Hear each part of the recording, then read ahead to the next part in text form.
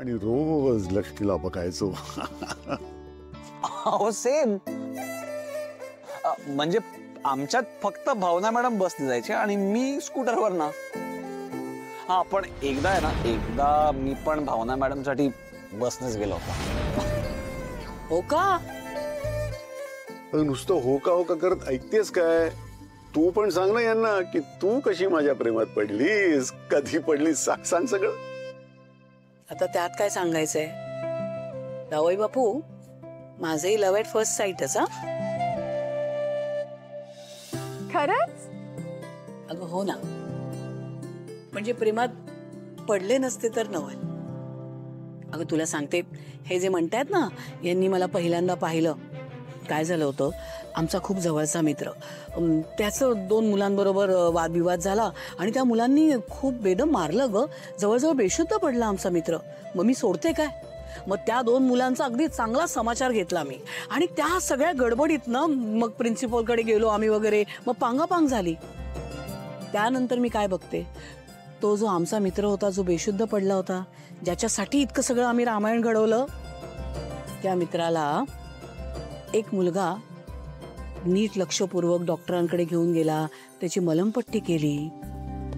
स्वतःच्या खिशात पैसे नसताना सुद्धा त्याला घरपोच अगदी नेऊन आई वडिलांच्या स्वाधीन केलं. तो मुलगा म्हणजे माझा निवास. प्रेमळ, निस्वार्थ, सगळ्यांची काळजी करणारा. मी प्रेमात पडले नसते तर नवल, नाही का? मी काय, कुणीही यांच्या प्रेमात पडलंच असतं. हा अर्थात मी काही तशी कबुली वगैरे दिली नाही बरं. म्हणजे माझी इच्छा अशी होती की त्यांनी पुढाकार घ्यायला हवा.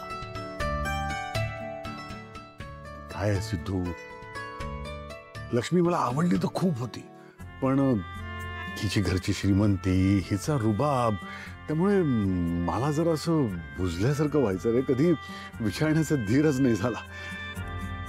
पण मग एके दिवशी ठरवलं, जे होईल ते होईल, विचारून टाकायचं.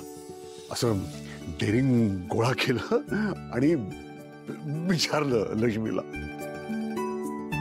अरे आणि आश्चर्य म्हणजे हिने काहीही आढेवेळे न घेता हो म्हटलं. म्हणणारच होते, माझं पण लव्ह ॲट फर्स्ट साईटच होतं नाही का?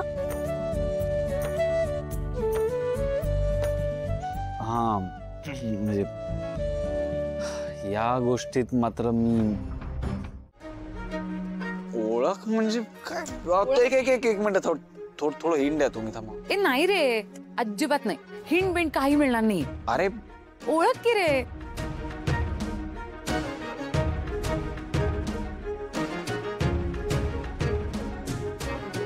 आहे कोण ही? अशी कशी सिद्धिराजच्या डोळ्यावर हात ठेवू शकते? अरे काय, कसं ओळखू? थांब. श्रुती. बिंगो. हे भाई साहब,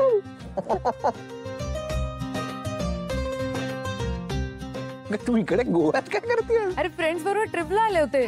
पण तू इकडे काय करतोयस? म्हणजे सासवड सोडून इकडे काय करतोयस? अगं मी माझ्या बायको आणि सासू सासऱ्यांबरोबर ट्रिपला आलोय. Oh my God, Siddhiraj Gade Patel is on family trip. कसा? थांब आधी ना मी सगळ्यांची ओळख करून देतो. अच्छा काका काकू, ही माझी शाळेतली मैत्रीण श्रुती. मी तशी मुंबईत असते, पण अचानक येऊन सरप्राईज द्यायची सवयच येईल. आता जुन्या मित्रमैत्रिणींना भेटायला भाव खात असेल आता मी काय करणार? हा ठीक आहे. हा अच्छा ते जाऊ दे. हे माझे सासरे श्रीनिवास काका आणि लक्ष्मी काकू. लक्ष्मी काकू म्हणजे माझी बेस्ट फ्रेंड. ओ हॅलो. आणि माझी बायको. हाय, नाईस टू मीट यू. नमस्ते.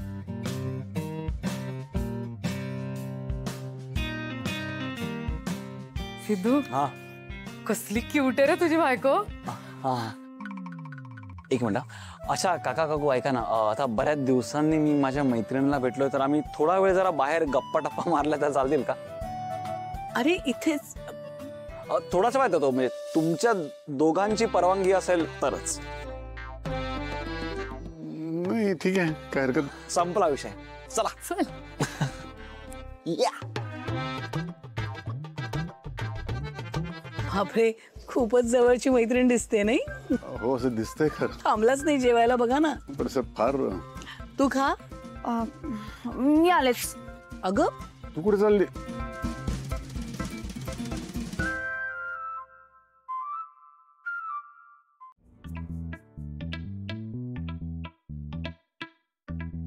कुठे गेले सिद्धिराज? मैत्रीण भेटली तर बोलतच बसले, साधं वळूनही नाही बघितलं मागे.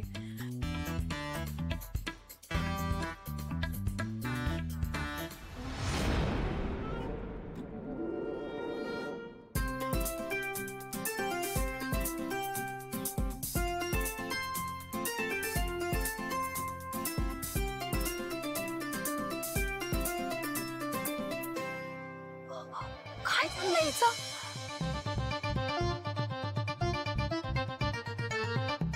आधी येऊन डोळे झाकले आणि आता असे फटके मारते. सरळ सांगू का हिला माझ्या नवऱ्यापासून लांब राहा म्हणून? कसं सांगणार? असं माझ्या मनात काय ते मी सिद्धिराजला कुठे सांगितलंय? आणि ही फक्त मैत्रीणच तर आहे त्यांची. भावना मॅडम आमच्यावर नजर ठेवतायत. याचा अर्थ चांगलाच त्रास होतोय त्यांना. म्हणजे ही फक्त मैत्री असूच शकत नाही. भावना मॅडमना सुद्धा काही ना काहीतरी वाटतच आहे माझ्याबद्दल. मला आता वेळ घालवून चालणार नाही. मला लवकरात लवकर सिद्धिराजला माझ्या मनातलं सांगावंच लागेल.